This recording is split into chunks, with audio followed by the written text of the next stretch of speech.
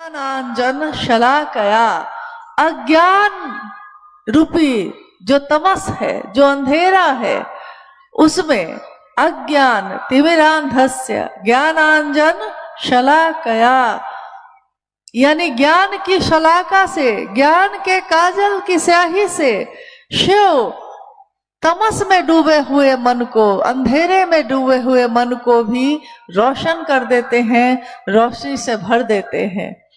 इसीलिए आज चाहे हम किसी भी जाति के हों, किसी भी धर्म के हो, किसी भी वर्ण संप्रदाय लिंग के हों, चाहे हम खूबसूरत हो या कुरूप हो, चाहे हम अमीर हो या गरीब हो, परंतु हमारा मन जग गया है महादेव के लिए। इसलिए महादेव मुझको अच्छे लगते हैं, इसलिए महादेव का नाम अच्छा लगता है। महादेव महादेव करते करते ये जीवन बीत जाए, तेरे चरणों में गिर जाए, मर जाए हम, इस तरह हमारी मिट्टी ठिकाने लगे। शिव का शिष्य अब ये चाहता है, वो नहीं चाहता कि उसको दुनिया में क्या मिलेगा क्या ना मिलेगा, ये धरती मिलेगी कि नहीं मिलेगी, ये आसमान मिलेगा कि नहीं मिलेगा, कि 10 बंगले बनेंगे कि नहीं बनेंगे, लेकिन शिव मेरे हो जाए, ये चाहत जग गई, ये इच्छा जग गई। आज तक तो हमारे मन में कामना होती थी संतान की, कामना होती थी ऐश्वर्य की, कामना होती थी सुख और समृद्धि की, परंतु पहली बार इस जगत में साहब श्री के कारण, उनके इस संदेश के कारण, दीदी माँ के ममता भरे स्पर्श के कारण हमारे मन में ये कामना जगी है कि शिव मेरे हो सके। आज तक हमने इतिहास में, कहानियों में यही पढ़ा था कि मात्र उमा ने शिव के लिए शिव को चाहा था। आज तक हमने यही पढ़ा था कि मात्र माँ उमा कहती हैं अपने पिता से कि वरहूं शंभु नहीं तो रहूं कुंवारी, या तो शिव का वरण करूंगी या फिर दुनिया में कोई नहीं है मेरे लिए। लेकिन शिव के भाव का, ये भाव जो माँ उमा के हृदय में है, आज शिव के गण, शिव के शिष्यों के हृदय में भी जल उठा है। आज हर शिव का शिष्य ये कामना करता है कि अगर मेरे गुरु होंगे तो शिव होंगे, मैं शिव का शिष्य हूँ और बना रहूंगा। यही कामना है मेरे इस जीवन की, और इस जीवन के बाद भी अगर मेरा ये चित्त, ये मेरी ऊर्जा, ये जीवात्मा जो जीवित रहेगी, आने वाले अलग अलग जन्मों में जन्म लेगी, तब भी मेरे गुरु शिव बने रह जाए, इसी की कामना हम सब करते हैं। इसलिए आज इतने सालों पहले साहब ने महादेव की बात करनी शुरू की, सन 1982 में। आपने सुना है, आपने जाना है उनके जीवन की अनेक घटनाओं को। जब कोई अपना होता है तभी हम उसके बारे में जानना चाहते हैं।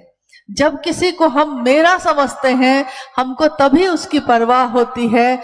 आपने अभी सुना भी, अनाउंसमेंट हो रहा है, गुरु भाई मुरारी जी बोल रहे हैं कि 2 मंगलसूत्र रखा हुआ है, एक बच्चा खो गया है, और मेरा बच्चा कह के एक पिता हम लोग की आंखों के सामने एक बच्चे को लेकर गए।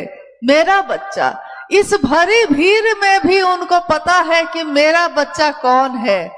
सबके गले में कंगन हार पता नहीं क्या क्या है, परंतु सबको पता है कि मेरा मंगलसूत्र कौन है। तो मेरा कौन है, आग वही लगाता है, मेरा कौन है, दर्द वही पैदा करता है। साहब श्री ने सन 1974 में शिव को अपना गुरु बनाया था। सन 1972 में उनका विवाह दीदी राजमणि नीलम आनंद के साथ मनातूगढ़ पलामू में, जो झारखंड में है, वहां संपन्न हुआ था। और 22 मई 1972 के उस विवाह के बाद साहब के जीवन में अनेक घटनाएं घटती चली गईं। उसके तुरंत बाद 1974 में उन्होंने अपने लंबे जीवन में, जिसमें उन्होंने शमशान और कब्रिस्तान की आराधना की थी, मंत्रों का जप किया था, कुंडलनी जागरण का अभ्यास किया था, उन सबको छोड़कर महेश्वर शिव को अपना गुरु बनाया था। और साहब ने ये शर्त रखी अपने गुरु के सामने, आप जो तस्वीरों में दिखते हैं वैसे उतर के आइएगा तो मैं आपको गुरु नहीं मानूंगा और मैं आपसे कुछ नहीं सीखूंगा। आप जो दिखते हैं, जो इंसान के शरीर में आइएगा तब भी मैं आपसे कुछ न सीखूंगा। और आज से पहले मैंने जो भी किया है, जो भी मैं करता आया हूँ, वो आगे अब जब तक आप अब न बताएंगे मैं कुछ भी ना करूंगा।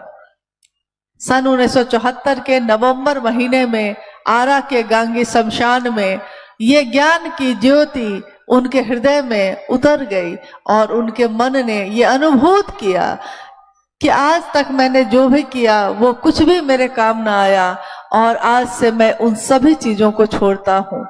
इसलिए साहब ने शमशान की साधना छोड़ी, साहब ने कब्रिस्तान की साधना छोड़ी, उन्होंने अखंड मंत्रों का जप किया, उन सभी मंत्रों को छोड़ा।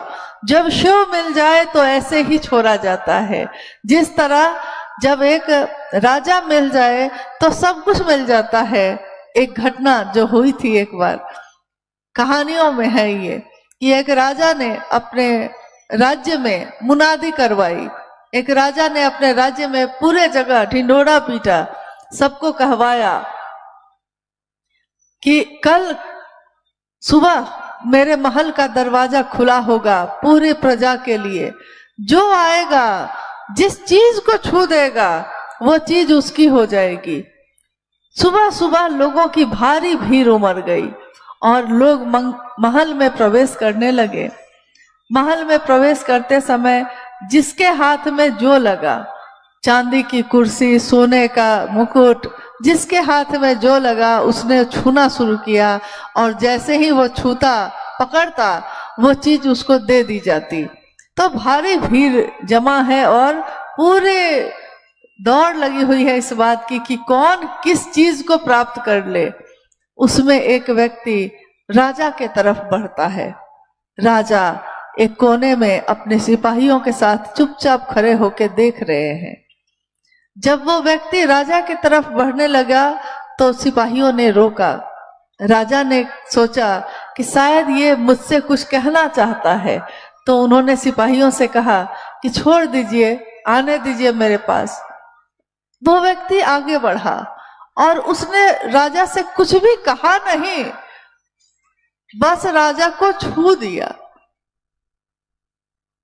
जो दौड़ चल रही थी वो दौड़ थम गई। सारे लोग खड़े होकर देखने लगे किसने क्या किया।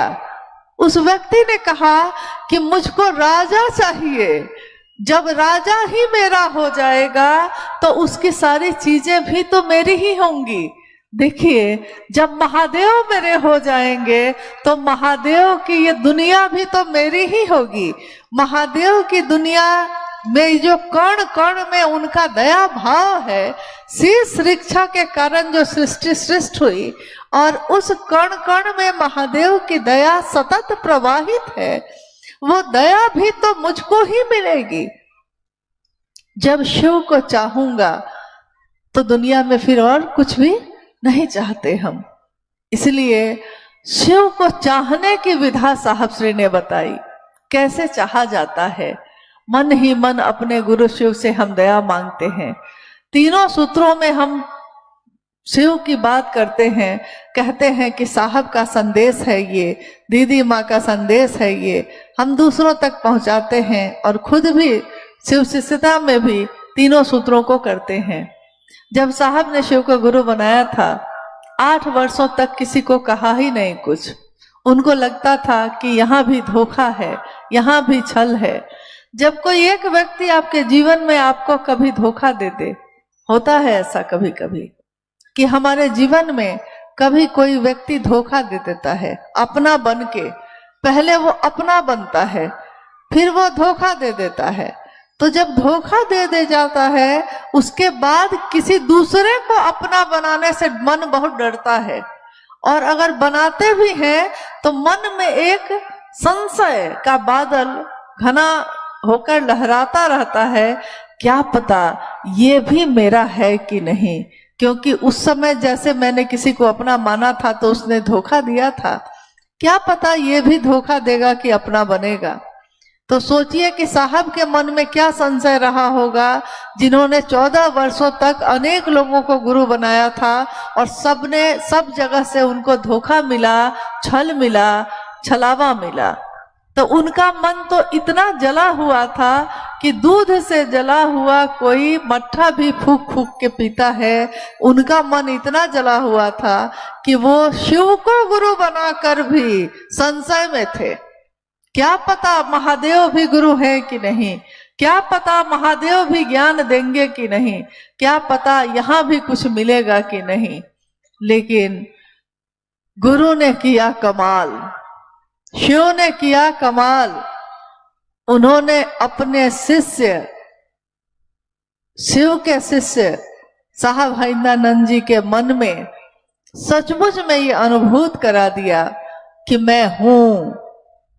और पहली बार साहब श्री ने जब वो पाटन से मधेपुरा आए 1982 में, उन्होंने लोगों से कहना शुरू कर दिया, जब पानी ग्लास में भर जाता है और पानी उसमें डाला जाए तो नीचे कैसे गिरने लगता है। जब हमारा हृदय किसी प्रेम से, किसी भाव से भर जाता है तो हम उस बात को लोगों को पहुंचाने लगते हैं, लोगों से कहने लगते हैं।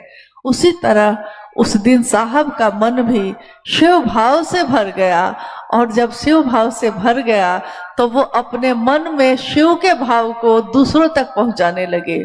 जब भाव इतना घनीभूत हो जाए, इतना घनीभूत हो जाए कि अब सिर्फ मेरे हृदय में नहीं अट पाए तो हम दूसरों में बांटना शुरू करते हैं। मुझको खुशी मिली इतनी कि मन में ना समाए, पलक बंद कर लूं कहीं छलक ही ना जाए। यानी हम पलक बंद करने लगते हैं कि मन में जो खुशी है वो आंखों से ना छलक जाए। तो साहब के मन में जो शिव को पाने की चाहत जो इतनी प्रबल हो गई थी, इतनी भर गई थी कि वो दूसरों से भी महादेव की बात करने लगे। हालांकि लोगों ने उनसे कहा कि हमको पता है कि शिव गुरु हैं, शास्त्रों में लिखा है, वेदों में लिखा है, पुराणों में लिखा है। तो चारों वेद, 18 पुराण और उपनिषद, कितने ग्रंथ, कितने साहित्य साहब ने लाइब्रेरी से मंगवाए और उन सबको पढ़ा। साहब कहते हैं कि जब मैंने पढ़ा तो मुझको लगा कि बताइए, हर जगह इतिहास से लेकर आज तक, निवर्तमान से लेकर वर्तमान काल तक, सब जगह लोगों ने लिखा, सकला कल रूपाए संभवे गुरुवे नमः, तुम त्रिभुवन गुरु वेद बखाना। संभवे गुरुवे नमः से प्रदीप्त ये दुनिया शंभु को गुरु क्यों नहीं मान सकी, शिव को अपना गुरु क्यों नहीं बनाया लोगों ने। जैसा अभी अनुभैया कह रहे थे कि इस स्कूल में मास्टर ही मास्टर है और विद्यार्थी नहीं है, तो उस विद्यार्थी के नहीं होने के कारण गुरु का पद भी अर्थहीन हो जाता है, बेमतलब का हो जाता है। शिव जगत के गुरु हैं। गुरु की अनंत श्रृंखला में सर्वोच्च गुरु है शिव। जहां से शुरुआत होती है, आदि गुरु है शिव। शिव के गुरु स्वरूप पे बहुत सारी बातें लिखी गई, परंतु शिव का शिष्य ही कोई नहीं है, गिनती में है। जो जगत का गुरु है उसका शिष्य नहीं कोई। जो शरीर में गुरु है उसके लाखों शिष्य हैं। जो सदगुरु है उसके करोड़ों शिष्य है। और जो जगत गुरु है तो जगत का एक एक व्यक्ति उसका शिष्य क्यों नहीं है। आध्यात्म में आए इस आह्लाद ने अंतः प्रेरणा जगाई साहब के मन में। अंतः प्रेरणा यानी उनके अंदर में ये स्वतः प्रेरणा जगी कि मुझको जो मिला है मैं दूसरों को भी बताऊंगा। और उन्होंने दूसरों से ये बात कहनी शुरू की। माँ दीदी नीलम आनंद हमेशा साहब को ये कहती, आप बताइए ना लोगों को, लोग आपकी बात सुनेंगे। साहब कहते माँ को कि क्या लोग मेरी बात सुनेंगे, तो वो अक्सर ये बात कहती, लोग आपकी बात जरूर सुनेंगे। आज लोग आपके बात को मान नहीं रहे, शिव को गुरु नहीं बना रहे, लेकिन एक दिन ऐसा आएगा, एक दिन ऐसा आएगा। माँ कह रही है कि एक दिन ऐसा आएगा कि देखनिहार को भी धरनिहार नहीं मिलेगा। लोग देखनिहार को धरनिहार का अर्थ मतलब समझे, ऐसी इमारत बुलंद होगी, इतनी बुलंद इमारत होगी कि आकाश तक पहुंचेगी और लोग देखते देखते गिर जाएंगे नीचे, इतने लोग होंगे, इतने शिव के शिष्य होंगे। आज जब शिव शिष्यों की गति इतनी तेज है, इतनी प्रबल है, तो देखकर माँ की वो पंक्ति हमेशा याद आती है कि देखनिहार को धरनिहार नहीं होगा। आज गिनती नहीं की जा सकती कितने शिव के शिष्य हैं।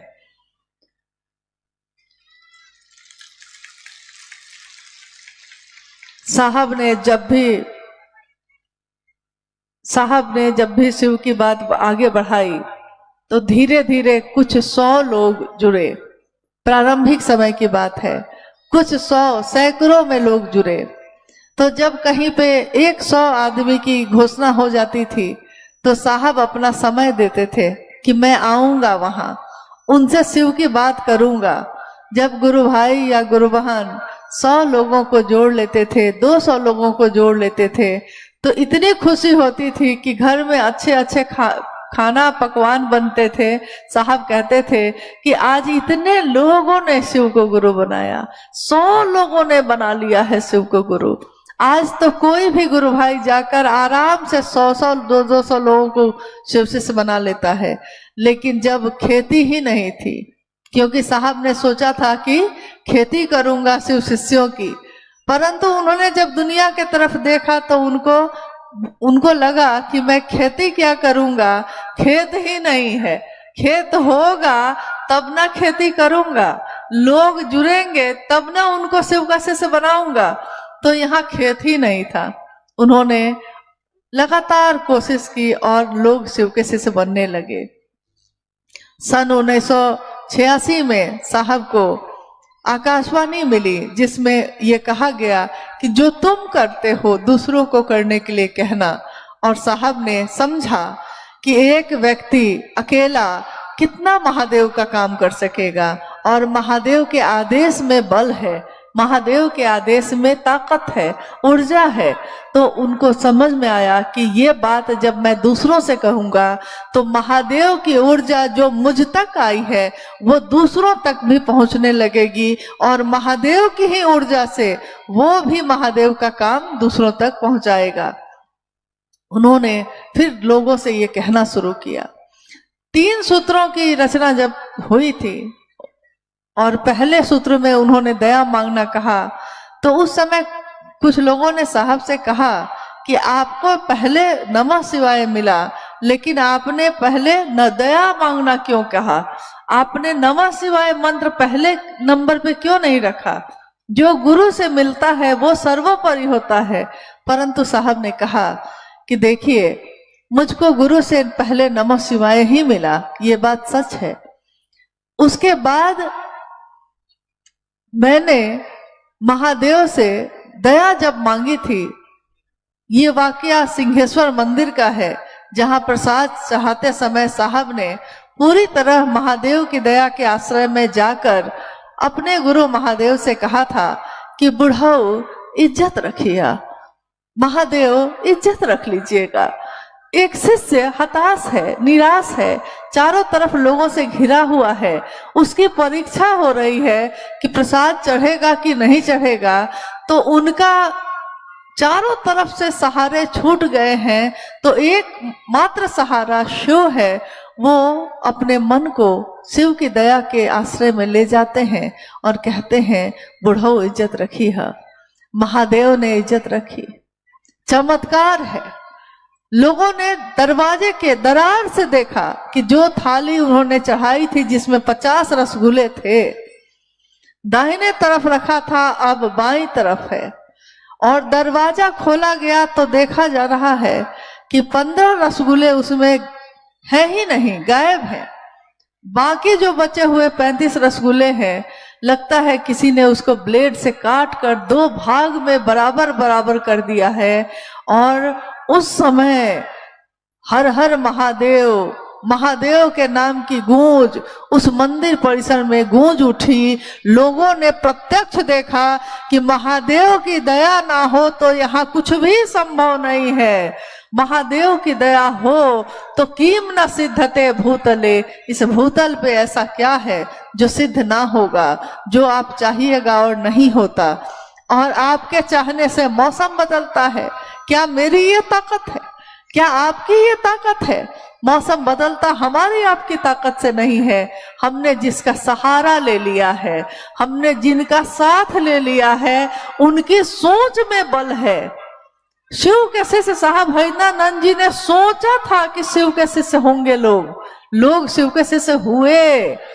जो ऊर्जा का संचरण उस मानव तन पे हुआ, महादेव के द्वारा हुआ, उस मानव तन का जिसका नाम है साहब हरिनानंद, अक्षय स्रोत है वो ऊर्जा के। वो चाहे तो दिन को रात करे, वो चाहे तो रात को दिन करे, वो चाहे तो धूप में ठंडक का एहसास करे, वो चाहे तो तपती धूप में बादल की छाया बनाए, वो चाहे तो पतझड़ को बसंत में बदल दे, और चाहे तो चारों तरफ रिमझिम बारिश कर दे। उनकी चाहत में बल है, क्योंकि उन्होंने साहब ने शिव को चाहा। तो जिसने शिव को चाहा है उसकी चाहत में ये बल तो अपने आप आता है। जो शिव की बात करता है, जो शिव को ही चाहता है और किसी को नहीं चाहता, वो शिव स्वरूप होता है और शिव ही हो जाता है। ये तो शास्त्रों ने भी कहा है, तो इस बात में क्या संशय है किसी को भी। साहब ने इसीलिए पहला सूत्र बनाया दया मांगना, दूसरा सूत्र बनाया चर्चा करना, तीसरा सूत्र बनाया नमः शिवाय से प्रणाम करना, अपने गुरु शिव को प्रणाम करना। नमः शिवाय शिव का प्राण मंत्र है।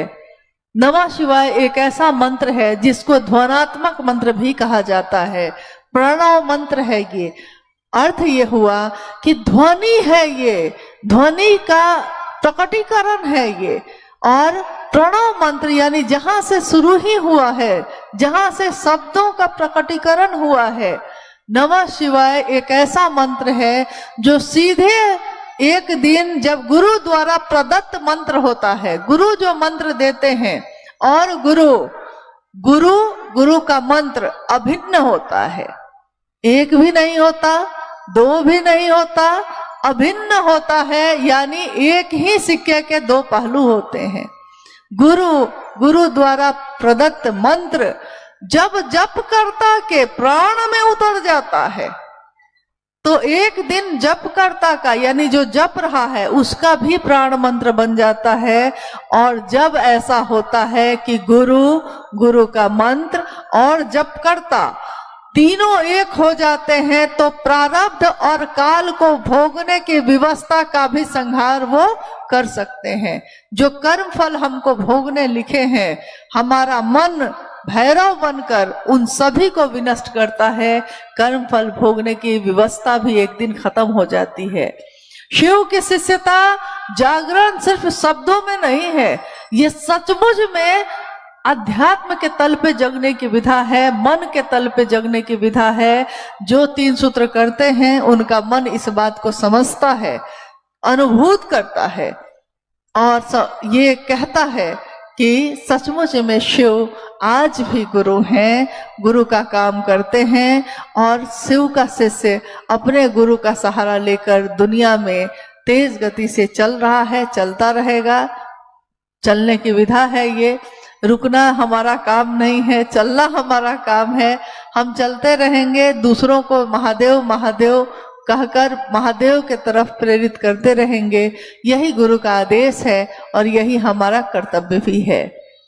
आइए आज के इस शिव गुरु महोत्सव में कुछ जिज्ञासाएं आई हैं, तो हम लोग उन जिज्ञासाओं पे भी बात करते हैं, अगर आई हैं तो। जी दीदी, हालांकि आपने चर्चा में जिज्ञासा का समाधान किया है, फिर भी जिज्ञासा है, कर्म फल क्यों बनता है?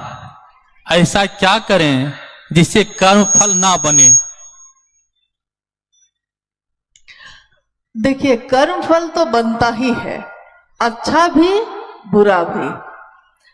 नहीं बनेगा एक ही स्थिति में, जब जीव शिव हो जाएगा, शिव का अनुग्रह भाव, शिव का दया भाव जब जीव को शिव बना लेता है तो अब जीव जीव नहीं है, अब वो शिव है। तो जब शिव है तो कर्मफल नहीं बनेगा, जब शिव से मिल गया तो कर्मफल नहीं बनेगा। परंतु अगर उसका जन्म हुआ है और जन्म हुआ है तो मृत्यु भी होगी। तो जन्म जब हम लेते हैं तो काल लागू होता है। जब भी किसी चीज का, जब कोई नई चीज बनती है, जब कोई चीज मैन्युफैक्चरिंग होती है, तैयार होती है, तो एक दिन उसका एक्सपायरी डेट भी होगा, एक दिन उसकी मौत भी होकर रहेगी। इस बीच में वो जो भी करता है या जो भी सोचता है, इसमें महत्वपूर्ण बात है साहब ने कही कि कर्म फल कैसे बनता है, आपकी सोच से बनता है। आपने किसी की हत्या नहीं की है, परंतु आपने दिन रात ये सोचा है कि उसकी हत्या हो जाए, वो मर जाए, वो मरता क्यों नहीं है। आप दिन रात यही सोच रहे हैं। यहाँ धरती पे इसकी कोई सजा नहीं है, परंतु आसमान में इसकी सजा है, क्योंकि आपके मन ने जिस चीज को बार बार सोचा है, बार बार किया है, उसके अनुसार आपके कर्मफल तो बनेंगे ही बनेंगे। वो आज हमारा ये जीवन है, इससे पहले भी इस जीवात्मा का न जाने कितना जन्म हुआ होगा, उस जन्म में हमने क्या किया होगा, क्या नहीं किया होगा, उसके कर्मफल आज हमको मिलते हैं। कोई बच्चा महल में पैदा होता है, कोई बच्चा झोपड़ी में पैदा होता है, उस बच्चे ने तो अभी कुछ भी नहीं किया है, फिर आखिर किस कर्मफल के कारण उसका जन्म किसी का अमीर में और किसी का गरीब में हो गया। किस कर्मफल के कारण कोई बिल्कुल स्वस्थ होता है और कोई बीमार ही पड़ा रह जाता है। कुछ न कुछ तो किया होगा, कुछ संचित है, कुछ प्रारब्ध है, कुछ क्रियामान है। संचित यानी पूर्व जन्म से चला आ रहा है, क्रियामान जो अभी हम कर रहे हैं। तो हमारी सोच क्या है, हमारे द्वारा किया क्या जाता है। साहब ने शिष्यानुभूति में लिखा कि शिव के शिष्यों का सामान्य भावाचरण भी जगत के लिए अनुकरणीय है। एक शिव का शिष्य क्या बोलता है, क्या सुनता है, क्या करता है, वो कैसे उठता है, वो कैसे बैठता है, वो कैसे दूसरों के बारे में सोचता है, वो दूसरों का शुभ सोचता है, दूसरा का हित सोचता है, तो उसका भी होगा। आप दुनिया में जो दीजिएगा वही आपको वापस मिलेगा।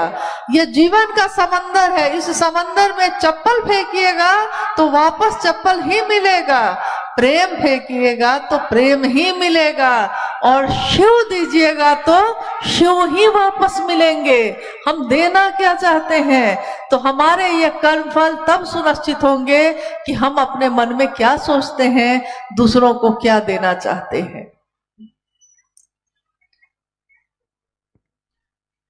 एक बहन, रानी बहन जो लखीसराय से हैं, उन्होंने लिखा है, मेरी आपसे जिज्ञासा है कि मैं 20 साल से शिव चर्चा में चल रही हूं, लेकिन महादेव से अभी तक दर्शन ना हुआ, ना बात हुई।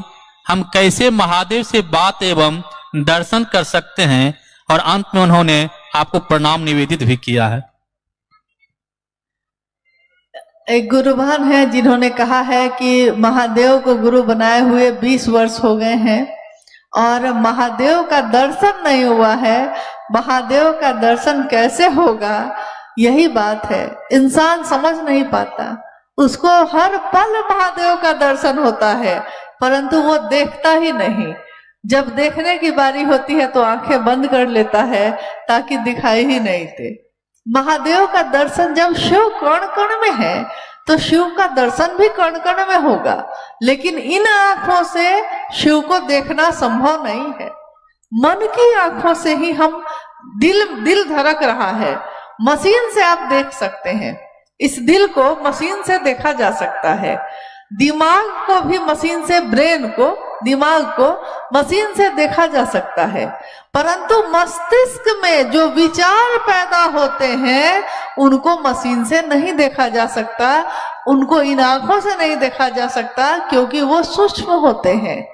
इतने सूक्ष्म होते हैं कि इन आंखों से दिखाई नहीं देगा। सूक्ष्माति सूक्ष्म सत्ता है शिव, तो इन आंखों से कैसे दिखाई देंगे? दिल धड़कता है, दिल की भावनाएं दिखाई देती हैं, दिल की भावना भी तो दिखाई नहीं देती। प्रेम हम बोलते हैं कि तुमसे प्रेम करते हैं, लेकिन ये प्रेम जो हम बोल रहे हैं कि करते हैं, ये मेरे दिल में महसूस होता है, परंतु इस प्रेम को हम इन आंखों से देख नहीं पाते। कोई कहता है कि वो अमुक आदमी आपसे घृणा करता है, नफरत करता है, तो इस नफरत को भी, इस घृणा को भी हम महसूस करते हैं, उसके क्रियाकलाप से समझ में आता है, लेकिन देख नहीं पाते। तो जो इन सबको बनाने वाला है, जो सूक्ष्म का भी सूक्ष्म है, सूक्ष्माति सूक्ष्म है, वो इन आंखों से तो देखा नहीं जा सकता, मन से ही महसूस होता है। तेरा मन दर्पण कहलाए, भले बुरे सारे कर्मों को देखे और दिखाए। देखो इस उजले दर्पण में, ये दर्पण कैसा है? ये उजला है, साफ है, पवित्र है, पावन है।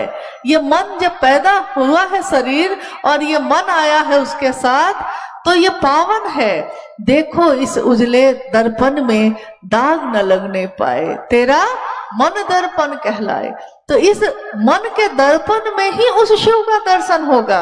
महसूस करने की चीज है, जिस तरह प्यार महसूस किया जाता है, उसी तरह शिव को भी महसूस करना होगा, वही उनका दर्शन है। और दर्शन वो होता है जो बंद अंतर से, बंद आंखों से, अंतर की आंखों से किया जाता है। खुली आंखों से दर्शन महादेव का क्या, किसी इंसान का भी नहीं होता। इंसान को भी आप देख सकते हैं, लेकिन उससे के मन से मन को मिलाने के लिए अंतर ही होना पड़ता है, अपने अंतर से ही मिलाना पड़ता है। इसलिए आपसे अनुरोध है कि महादेव से मिलना है तो दिल लेके आइएगा। एक बार साहब उपवन में, उपवन जो साहब का स्थल है रांची में, मुझको लगता है आप में से बहुत लोग वहां गए होंगे। साहब बैठे हैं और वो कह रहे हैं कि मुझसे मिलने जो आते हो, गुरु भाई गुरु बहनों से कह रहे हैं कि मुझसे मिलने जो आते हो तो दिल लेकर आना, क्योंकि दिल लेकर आने की आदत अगर रह गई तो महादेव से मिलने में बहुत काम आएगी, क्योंकि महादेव दिल से ही मिलेंगे, दिमाग से नहीं मिलेंगे। एक गुरु बहन ने अभी थोड़ी देर पहले कहा, यहीं बैठी है कहीं पे, जो हाँ अनुभया से कह रही थी कि आओ चले शिव की ओर पुस्तक जो साहब ने लिखी है वो मेरी समझ में नहीं आता है।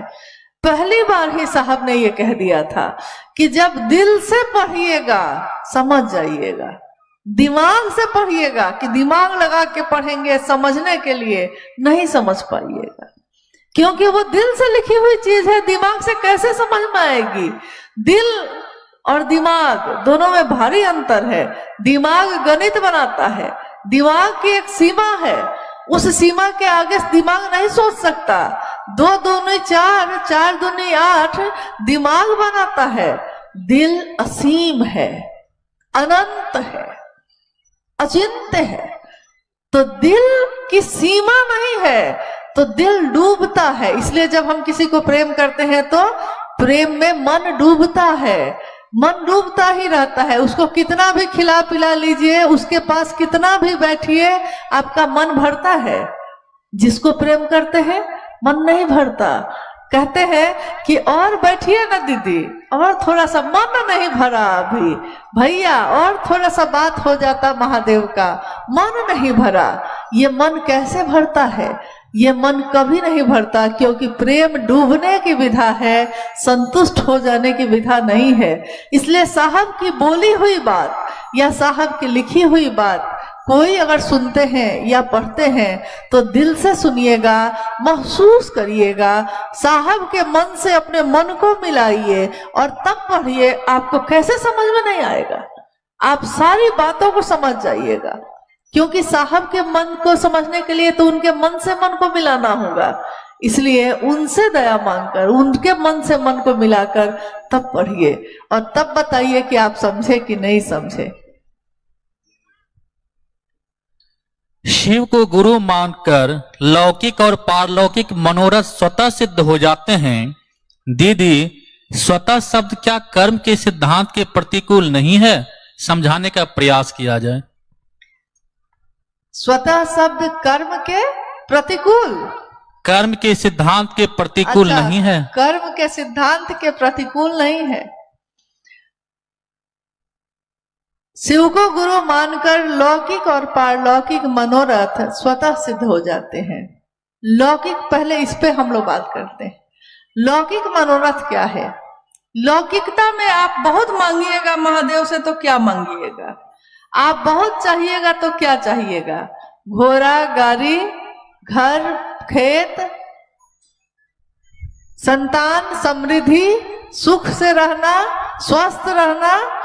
लौकिक जीवन में इससे ज्यादा, क्योंकि लौकिक जीवन दिमाग से चलता है। अभी मैंने कहा कि दिमाग की सीमा है, इस सीमा के बाहर आप कुछ नहीं कर सकिएगा। लेकिन जब पारलौकिक बात होती है तो यहाँ दिल काम करता है। दिल असीम है, अनंत है, क्योंकि महादेव भी असीम है, अनंत है। तो जब दिल से हम मांगेंगे तो वो मनोरथ पूरी होती है। लौकिक भी होगी और पारलौकिक भी होगी। लौकिक में ये चीजें मांगते हैं, पारलौकिक में क्या मांगेंगे? महादेव से मिलेंगे तो क्या मांगेंगे? क्योंकि एक घटना है कि रामकृष्ण परमहंस मां काली के उपासक, कोलकाता में रहने वाले, उनके बहुत सारे शिष्य थे। तो उनका एक शिष्य था, उनके एक शिष्य थे विवेकानंद, नरेंद्र उनका नाम था। तो नरेंद्र, रामकृष्ण परमहंस हमेशा नरेंद्र को बुलाते थे, नरेंद्र कह के पुकारते। तो नरेंद्र यानी विवेकानंद जी ने एक दिन अपने गुरु रामकृष्ण परमहंस जी से कहा कि आप माँ काली का दर्शन करते हैं, मुझको भी माँ काली से मिलवा दीजिए। रामकृष्ण परमहंस जी ने कहा, क्या करेगा नरेंद्र माँ से मिलकर? तो नरेंद्र ने, विवेकानंद जी ने कहा कि मैं माँ से अपने लिए थोड़ा सुख मांगूंगा, थोड़ी संपत्ति मांगूंगा, क्योंकि मेरे घर में जब से मेरे पिता की मौत हो गई, मेरे घर में मेरी माँ बहनें भूखी सो जाती हैं, खाने को दाना भी नहीं है। तो रामकृष्ण परमहंस ने हंस के कहा, जा मांग, माँ ही तो है, जा दर्शन कर माँ का। नरेंद्र गए, माँ काली के मूर्ति के सामने बैठे हैं, दर्शन ना हो सका, लौटे। फिर कहा कि गुरु जी से अपने कहा कि दर्शन ना हुआ। दूसरे दिन फिर गए और इतने भाव विभोर हो गए, इतने भाव में डूब गए कि उनके मन ने दर्शन कर लिया माँ काली का। और जब काली का दर्शन हो गया तो अपना सुध बुध भी खो बैठे। जब सुध में आए, जब होश में आए तो बाहर निकले। रामकृष्ण परमहंस ने कहा, नरेंद्र माँ का दर्शन हुआ? तो उन्होंने कहा, हाँ माँ का दर्शन हुआ। तुमने मांग लिया जो तुमको मांगना था? तो विवेकानंद जी ने कहा कि नहीं, कुछ भी याद न रहा। जब माँ मिल गई तो मुझको कुछ भी याद न रहा, मैं सुध बुध खो बैठा, इतनी खुशी में, इतने आनंद में रहा कि याद ही नहीं रहा लगा। और अब लगता है कि माँ मिल जाए तो क्या मैं इतनी छोटी चीज मांगूंगा माँ से? यही बात एक दिन साहब श्री ने कही, अगर शिव आपको मिल जाए, अगर आप शिव का दर्शन कर लें और शिव कहे कि मांगो क्या मांगते हो, तो आप क्या मांगेंगे? आपके मुंह से अगर निकल सकेगा तो यही निकलेगा, आपको मांगता हूं महादेव, आपको मांगता हूं, आपसे कुछ नहीं मांगता। इससे ज्यादा आप क्या मांगिएगा? तो जब महादेव मिलेंगे तो लौकिक और पारलौकिक दोनों मनोरथ खुद सिद्ध हो जाते हैं, मिल जाते हैं। तब कर्म फल भोगने की व्यवस्था भी नहीं रहती। कर्म फल के सिद्धांत के अनुसार आपको मिलेगा ये भी नहीं रहता, क्योंकि सीमा एक दूरी तक दुनिया के लिए है, लौकिक जगत के लिए है। महादेव के लिए वो सीमा अंतहीन है, वो सीमा नहीं है। और महादेव की दया हो जाए तो क्या नहीं हो सकता है। महादेव की दया से सब कुछ उपलब्ध है। लेकिन आप चाहते क्या है? महत्वपूर्ण बात यह है कि आप चाहते क्या है, आपको चाहिए क्या। पहले अपने मन में ये तय तो कर लीजिए कि हम चाहते क्या है, फिर सोचिएगा कि मांगे कि ना मांगे। और ये जो आपने कहा कि इसके सिद्धांत के प्रतिकूल नहीं होगा, बिल्कुल नहीं, क्योंकि यहाँ कोई सिद्धांत काम नहीं करता। प्रेम में सिद्धांत कहाँ काम करता है? जो शिव का होगा, शिव खुद ही उसकी जिम्मेदारी ले लेते हैं। सोचिए, और आपने पढ़ा भी होगा शिष्यानुभूति में, जब साहब ने लिखा है कि अगर विश्व का मानव, इसकी व्याख्या उन्होंने की है कि विश्व का मानव विचारों में भी अगर शिव को गुरु मानता है, तो विश्व का मानव अगर शिव को अपना शिष्य भाव अर्पित करता है, तो शिव को, महागुरु महादेव को, शिव को विश्व के मानव के अभ्युदय का भार लेना ही पड़ेगा। यानी ये उनके तरफ से ये जबरदस्त बात कही गई कि आपको महादेव ये करना ही पड़ेगा। अगर विश्व का मानव आपको पुकारता है तो उसकी जिम्मेदारी आपको लेनी पड़ेगी, और महादेव लेते हैं। महादेव उसके अभ्युदय का भार वहन करते हैं। हाँ, देखिए जिज्ञासाएं बहुत हैं और जिज्ञासाओं का अंत नहीं होता है, लेकिन जब प्रेम हो जाता है, होता है, अच्छा, जब प्रेम होता है तब जिज्ञासाएं शांत हो जाती हैं। कहा है किसी ने बड़ा खूब कि अगाध प्रेम मूक हो जाता है। अगाध प्रेम यानी गहरा। शिव गुरु कारवां के माध्यम से हमसे जुड़ने वाले, हमें देखने वाले आप सभी से मेरा अनुरोध है कि हमारे वीडियो को लाइक करें, शेयर करें और हमारे चैनल को सब्सक्राइब करें। मिलते हैं आपसे अगली वीडियो में। आप सबके चरणों में मेरा प्रणाम।